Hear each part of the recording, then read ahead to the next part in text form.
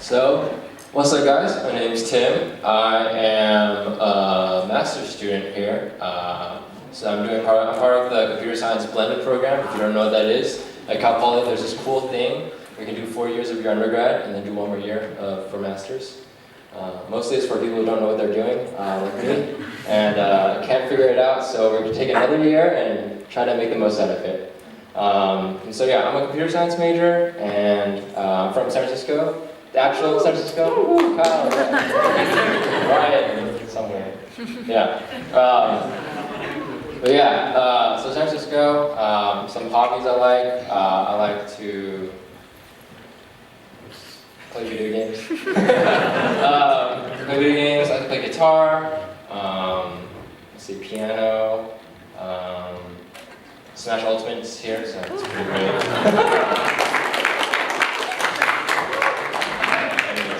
If you can't tell, I'm a little bit introverted. I pace a lot, I move my hands a lot, because I just don't know what to do with them. It's kind of awkward. Bear with me as I'm trying to just be here. Next thing, so I have family, which is great. Yes, so I asked my friend to help me draw a picture of them. And so as you can see, there's me, and then there's my brother Caleb. He's not bald, he just... there's my dad and my mom. But, next slide, actually, this is my family. My family, we can form a pretty good singular bar, if you know what that is. Just this past break, we went on a snow trip, so that's where these pictures are from. Got an Airbnb with one of our family friends, and it was a lot of fun. Lost my phone, so I have a new phone now. Woo! So tonight, the large group team asked me to speak, and on this topic of Emmanuel, God be with us. So what is my topic? Right. Today I'll be talking about, let me go next slide. So if you don't know this meme, it's the disappointed Asian meme. Today I'll be talking about disappointment and shame. So, what is shame? Well, according to the dictionary, it's a painful emotion caused by consciousness of guilt, shortcoming, or impropriety. I don't know what that means, but it sucks, and it's something that we kind of dealt with a lot in our lives. We're Asian. For those who are Asian American, especially, shame is something we kind of joke about. With that like that meme at first. But in reality, it's something we kind of deal with a lot. And shame, disappointment, kind of similar topics, but tonight I'll be talking more about shame and how that affects us. And how God is with us in that, trying to relate that back to Emmanuel, God with us. And so we're going to go into the passage today, which is Luke 15, 11 to 24. And before we go into that, I'm just going to pray a little bit, just kind of get that ball rolling. So let's pray. Dear Father, Lord, we thank you so much for this night, for just getting us here. Lord, thank you, Lord, for just being our God, for loving us, for being our Father, for being with us. And as we kind of go into this passage a little bit, and as well as some of the other things that you've kind of talked to us through it, may you really just open our hearts, open our ears. May we just be able to hear your word and nothing else besides that. And may you use me and speak through me to really touch people here, whether that be everybody or just one. Lord, I pray that you really be present. And we thank you, God, for being present, for always guiding us in all that we do. And so we thank you, God, and we love you. In your name, amen. All right, so Luke 15, 11 to 24. You can pull up on your Bible apps if you want, but I have the ESV version up here, and so I'll go ahead and read it. I'm not going to go through the whole thing, in terms of going in depth about what's happening, but I want to touch on some of the things in this passage. And so, Luke 15:11-24. And he said, there was a man who had 2 sons, and he is Jesus. And the younger of them said to his father, Father, give me the share of property that is coming to me. And he divided his property between them. Not many days later, the younger son gathered all that he had and took a journey into a far country. And there he squandered his property in reckless living. And when he had spent everything, a severe famine arose in that country, and he began to be in need. So he went and hired himself out to one of the citizens of that country, who sent him into his fields to feed pigs. And he was longing to be fed with the pods that the pigs ate, and no one gave him anything. But when he came to himself, he said, How many of my father's hired servants have more than enough bread, but I perish here with hunger? I'll rise and go to my father, and I'll say to him, Father, I have sinned against heaven and before you. I am no longer worthy to be called your son. Treat me as one of your hired servants. And he arose and came to his father. But while he was still a long way off, his father saw him and felt compassion, and ran and embraced him and kissed him. And the son said to him, Father, I have sinned against heaven and before you. I am no longer worthy to be called your son. But the father said to his servants, Bring quickly the best robe and put it on him, and put a ring on his hand and shoes on his feet. And bring the fattened calf and kill it, and let us eat and celebrate. For this my son was dead and is alive again. He was lost and is found. And they began to celebrate. So there's a lot to unpack there. And what's interesting about the Bible is that originally it didn't have verses. It wasn't numbered like when someone is running. It's not like, all right, this is verse 11. It's actually like a book with pages. And so I want to highlight some of the kind of phrases in this passage without the verses in it, and just kind of talk about the implications of that. And so if we go to the next one, it says, next slide, yeah. And so this is verse 18, 19-ish. And so he is the younger son. It says this. So he went and hired himself out to one of the citizens of that country, who sent him into his fields to feed pigs, and he was longing to be fed with the pods that the pigs ate, and no one gave him anything. And so when we talk about shame, this is pretty shameful. He had a lot of stuff. This guy got an inheritance, which is basically, you get inheritance when your parents pass away. And so that's all that they have. And so this son is like, I want my share. And so the dad's like, all right, I'll give you half of everything I own, basically. And then this guy went off and used it all up. And he gets to the situation where he's in the fields to feed pigs. And back then in Jewish culture, pigs are considered unclean. And not only that pigs are considered unclean, they were not clean that much because they were in mud and everything, and he's having to feed them. And so this son is just super dirty, down in the dumps, and he has nowhere to go. If we look into this, like the thing that goes through his mind, or what would go through our mind, is first not to go back home. You would try to do whatever you can to not go home, because home isn't a place where you belong anymore. Home isn't where you should be.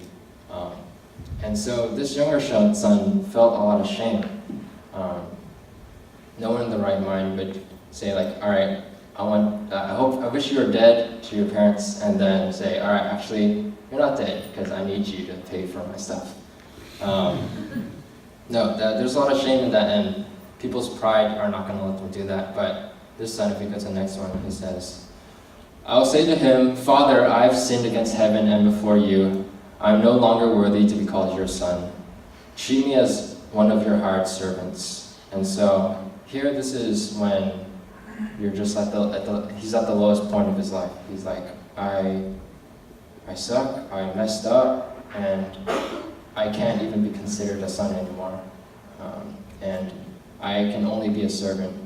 And think of that, you were once elevated in a high position.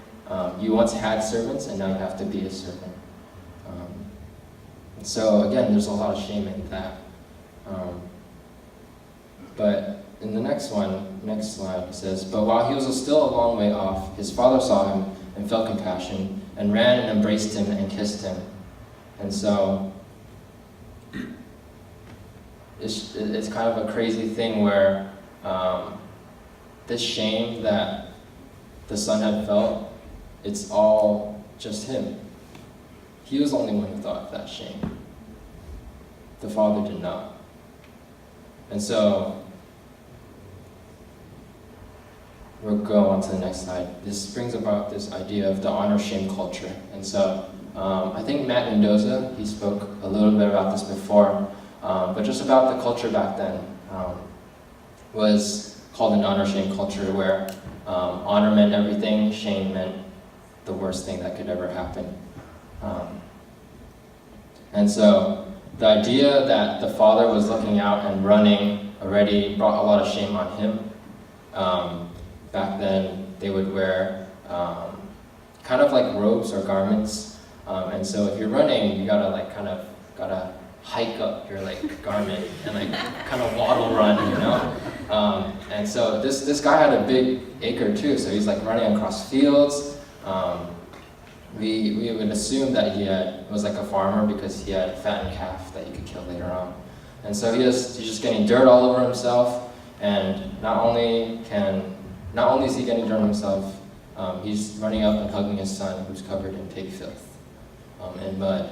And this guy with this nice Supreme, imagine you have a Supreme jacket and you're just hugging somebody who's super dirty after a Spartan race, you know? Even we wouldn't do that, and they're not our son. But this father does this to his son, and that's just a crazy idea of what God's compassion is for us. And so in this honor-shame culture, one thing to think about is that as Asian Americans or as Asians, we do live in the honor-shame culture, whether or not our parents are really trying to force it on us, or whether or not they've never really kind of said anything specifically about it. We live in stereotypes where people are get good grades. You know, if you don't A plus is not good enough, you need A plus plus.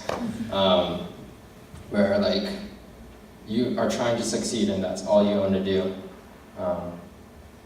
And so, in this honor-shame kind of culture, shame plays a large part in our lives. We don't want to disappoint people, more so than other people. We are willing to hide things from our friends or from our family if it would be something that's kind of disgraceful, or kind of oh man, I really sucked in that thing, or I really messed up. And a big thing about that is that it affects how we view God. It affects how we view God a lot. So we go to the next slide. This is my dad. This is a classic Asian photo where you kind of put your foot up on something because you don't know what to do with it. So I'll tell you a little bit about my dad. My dad he's pretty cool. He's a pretty quiet guy. He was born in Hong Kong. And so, yeah, Hong Kong, woo, Cantonese. Woo! Born in Hong Kong, finished high school in Hong Kong, and then his parents, he was from a really poor family. And so his parents were we don't want you to stay in Hong Kong, because if you just stay here, you'll probably stay in the same cycle as us. And so we're going to save up as much money as we can. And my grandpa was a waiter at a restaurant, so he saved his tips and everything, and brought my dad over to Canada, where my dad studied business and got a master's and was really smart apparently. And then he came down to the US, California, where he started to work, and that's where he met my mom. And then we had me, and then, they married, and then they got me, and then my brother, and then, we're here. But yeah, so my dad is kind of an interesting character. He is a very typical, but not super typical Chinese father. Doesn't say a lot. He's kind of quiet. Kind of keeps to himself. He reads a lot of like Chinese comics in his free time. So he's really into that. And the biggest way that he shows love is by providing. You know, he always tells me like not worry about it. Like when I have to like get something like, oh, your Amazon like gift card balance is low, I'm gonna add stuff to it. I'm like, oh, thank you. It's great. You know, I love that. Now I can buy stuff on Amazon. But he's kind of a quiet guy. It's not that, and I say he's not typical in the sense that he does really say I love you, which is like super awesome. And I know that not every father does. But he is still really quiet, and he doesn't really necessarily go out of his way to show me his, show me his love all the time. And so for me, that kind of affected how I viewed, or that kind of affected my view on, or that affected my relationship with him, basically. As a kid, we didn't really talk that much. He would bring me to like soccer practice and like stuff like that and cheer me on. He was a really supportive father, but he didn't really say too much. And so for me, the best way I could show my love to him wasn't by saying things, because that's not how he showed his love, as I thought. I thought I would impress him by doing things. So get a good grade, you know, bring it back home, like, hey, I got an A. And then he's like, oh, that's good, all right. No, not like that. He was actually proud. But the thing I feared the most was bringing back home a bad grade. And you know, he might be like, oh, how's the test, or how's school today? And I'd be like, oh, it's all right. I got my test back. But that was already a mistake. Why did I say that, right? So yeah, I really feared disappointing my dad, and not just my dad, my mom too. But I talk about my dad. I want to share with you guys about how I view my dad and what he's like and how I view him, or in our relationship, because that really affects my relationship and how I viewed God without me even realizing it. I began as I grew up to think that the best way I could show God love was by impressing him. You know, I did summer camp for like 7 years. Woo, yeah.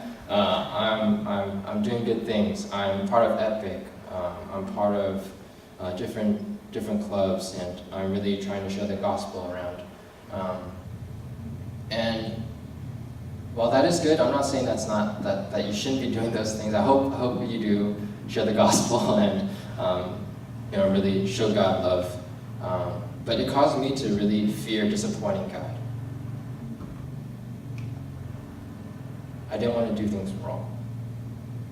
And that limited me in doing a lot of things. You know, I was very timid in trying to do things I wasn't comfortable with, like doing a mission trip, or you know, going out to share the gospel even. I was super scared.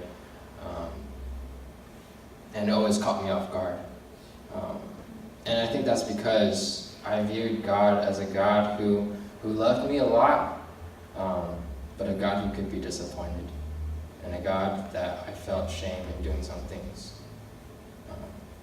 You know, if I messed up, if I like broke a vase, I never did that.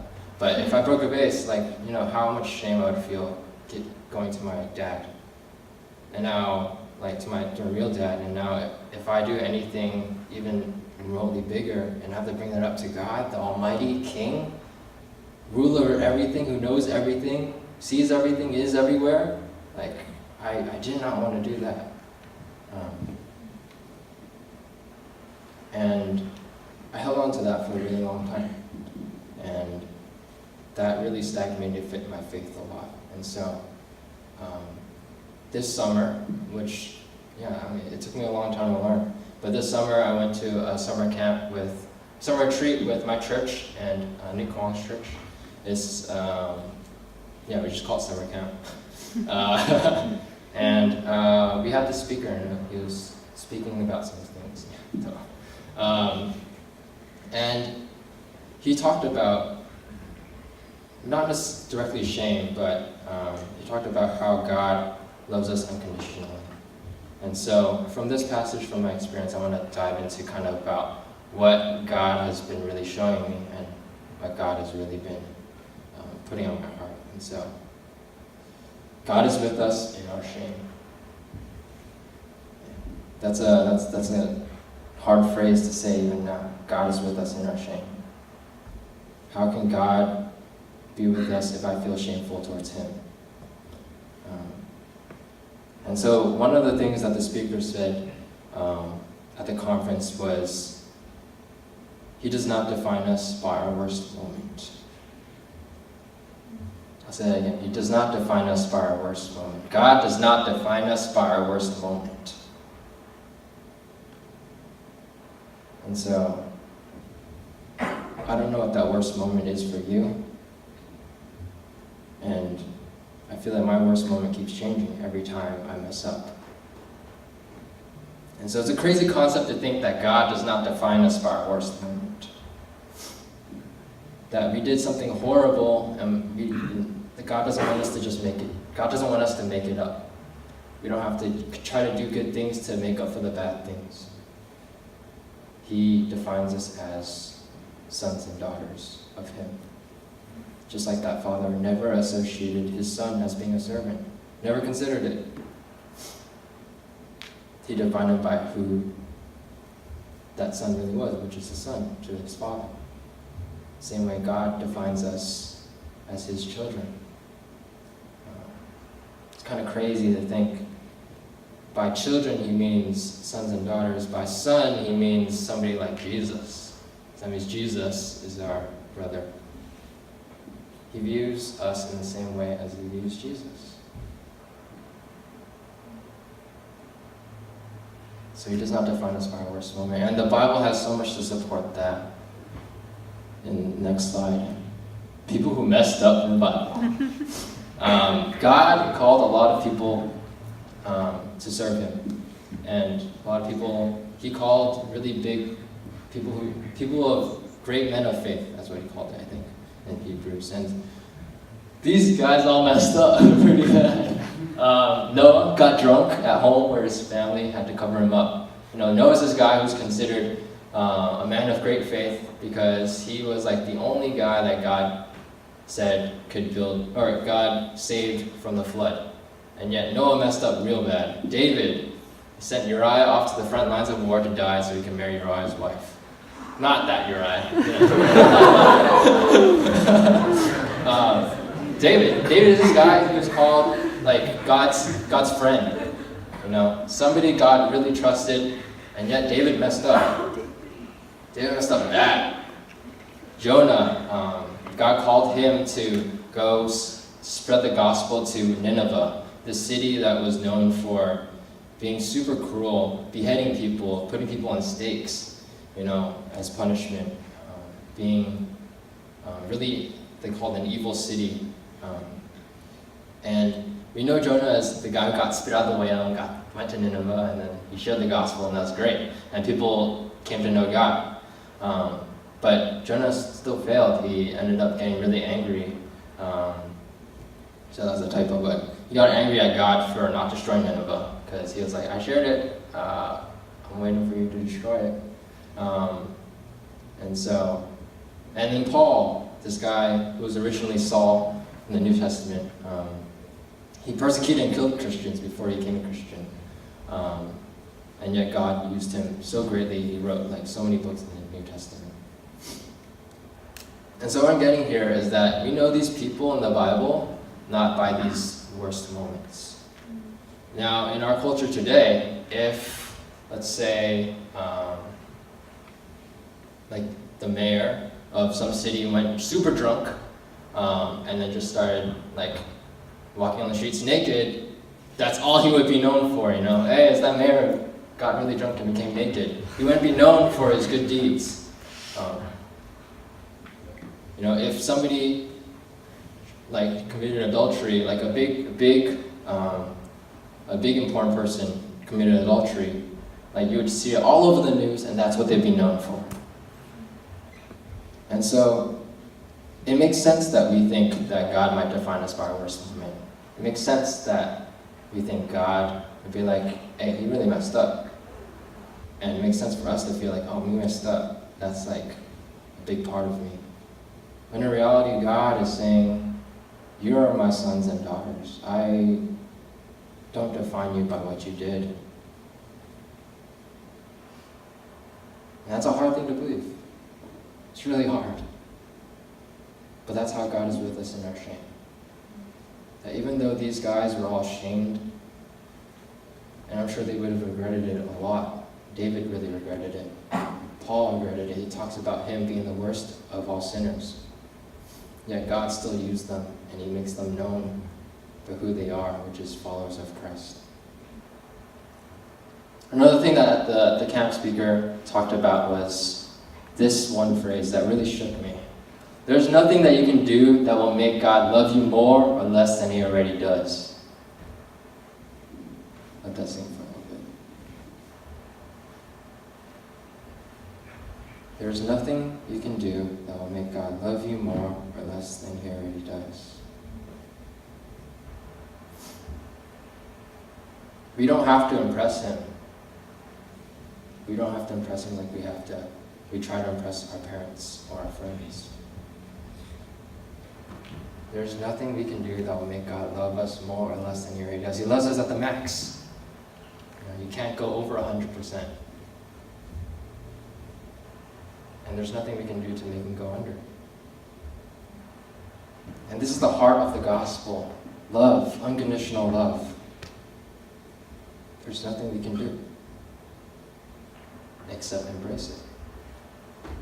See, God doesn't remember your past sin. In Psalms 103:12, he says, as far as the east is from the west, so far has he removed our transgressions, which means sin, from us. God has swept it away. It's not that he has bad memory. I have bad memory. God's much better than that. He remembers everything. He's chosen to say, I don't want to remember that. I'm pushing it to the back. Because Jesus has died. He has taken that price. And so I don't need to think about that anymore. And God's love isn't dependent on our actions. In Romans 5:8 it says, but God demonstrates his own love for us in this, while we were still sinners, Christ died for us. Isn't that crazy? It's a hot concept. That there's nothing we have to do or can do. We physically cannot do anything that will make God love us more or less than he already does. And so for me, that took a really long time to figure out. After that retreat, I came back. I was like, oh, that's some cool stuff that we heard. And I'll be honest, I didn't remember a lot of it. It was a lot of fun. We played the Gladiator game from men's time. That was probably one of the highlights.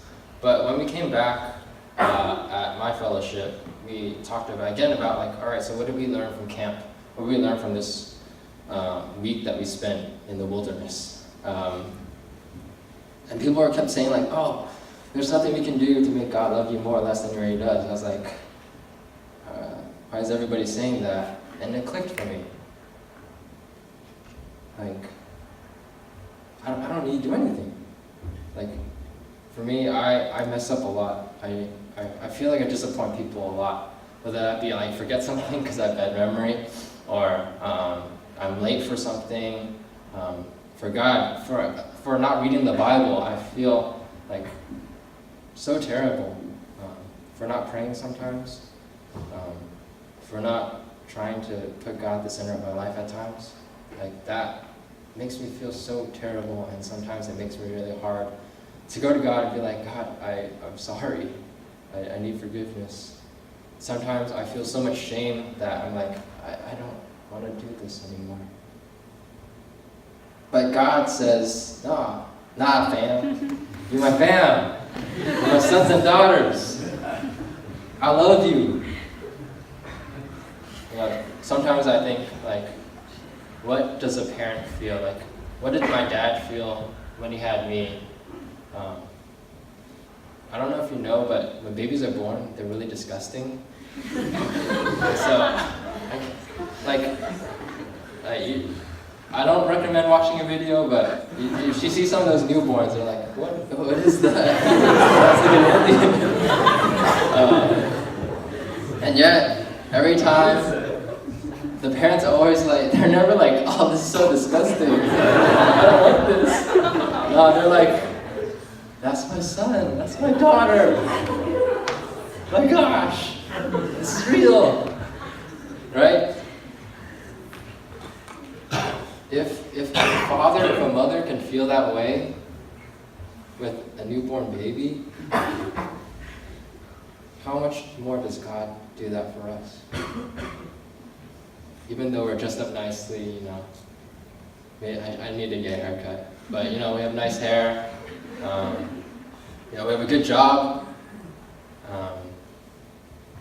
like so many things that make us look better, but He still loves us no matter what, from start to beginning, just like our fathers and mothers hopefully love us from start to beginning.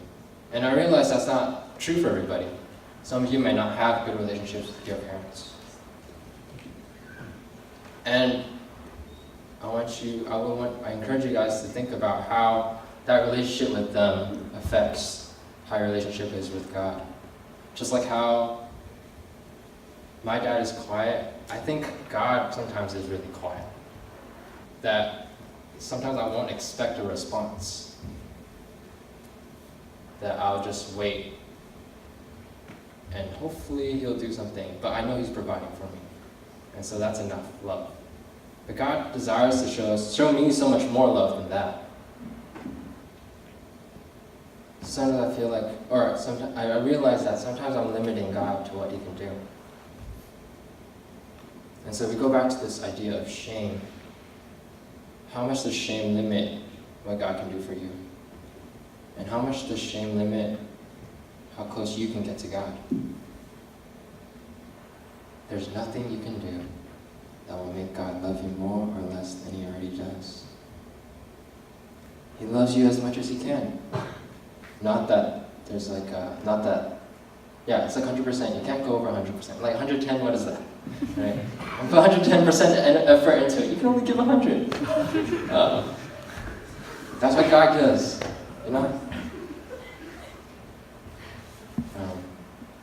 And so this week I had the privilege of meeting up with Matt Mendoza, and we kind of talked, and I was telling him about this topic and about how it kind of affected me and how it made me realize that I want to be able to love God in different ways, and to see how other people love and see if I can love God in that way as well. And it was funny, we were talking about Epicon. You should go to Epicon if you haven't gone. Shameless plug. But he showed me this thing that he learned from his freshman year of Epicon, which is some while ago.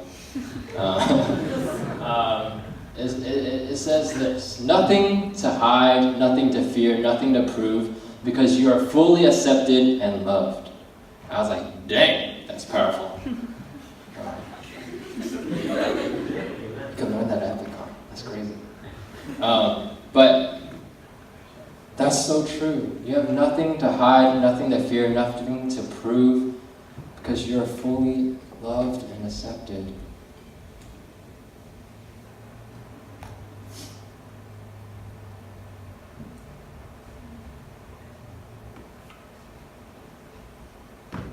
One thing that hit me hard when I read that is this word accepted. Our view of God is affected by many different things. Our parents are a big one when we think of God as a father, as God as a role model. Our friends are a really big one too. And for me, a long time, it was really hard for me to feel accepted by my friends. As I felt really introverted, I didn't have a lot of friends back home. And even now, I still don't have that many. And so when it says we are fully accepted and loved, man, that makes my heart skip a beat. Because there's this God we can't disappoint, that we don't have to be shameful. Not because He doesn't know us. Sometimes we feel like we won't disappoint somebody because I'm meeting somebody new. I can just do a fresh start. Like when you meet somebody new, you're like, hey, introduce yourself, you mess up, like, oh, it's okay, I never see them again. So you're not really disappointed. That's not how God is. He knows us in and out, and yet he says that he loves us to the max. Not because of anything we did, just because he wants to love us. So again, we have nothing to prove, nothing to fear, nothing to hide. We are fully accepted and loved by God. And so, I want you guys to take those things to heart. Those 3 things that God really rocked my world with was, He does not define us by our worst moment, that there's nothing you can do that will make God love you more or less than He already does, and that we have nothing to prove, nothing to fear, nothing to hide, because we're fully accepted and loved by God. And that's something I have to remind myself every day. When I mess up, I'm like, God, I screwed up, and I'm really sorry, and I won't do it again, and God reminds me with this. He says, Tim, you're good. I love you. I know you messed up. I know you're trying not to do it again. Doesn't mean I don't love you less. I just love you already. So God is with us in our shame because of His unconditional love.